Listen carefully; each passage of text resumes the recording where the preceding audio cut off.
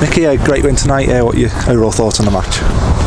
I'm really pleased because of the amount of changes that we made, and then we're a part of that, the amount of young boys that performed so well for us this evening can only stand us in good stead for the future. That's what we said we wanted to do, is get these young boys through, and that'll be huge for them this evening. To come in and perform the way they did was a great credit to them all, really.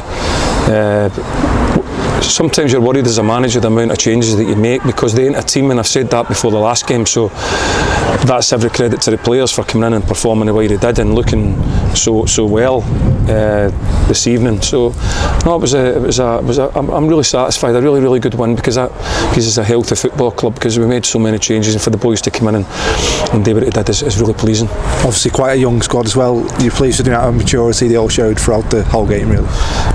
Yeah, they were excellent. I mean, I'm so pleased. I mean, when you look at the ages of some of them, Sam up front, I thought was fabulous, and really brings something to the group now when you look at that type of performance. And looked right through it, Arthur, and I mean, I don't want to miss any of them out, but that was as young a team as we've had for some time, helped by the experienced players that needed to come in and get time under a belt, like Nolan and people like that, who come in and again added to things. So no, I'm really satisfied.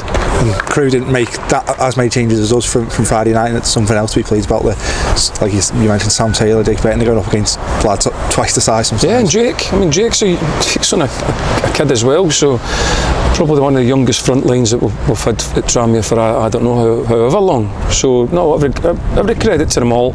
Really pleased. Arthur, all of them, Big Hawkenhall, Matt, all of them. They come in and they've done really well to, as I say, come into something that we haven't really done a lot of work on, because it's just a group of players that needed match minutes, and the way that they played was really good.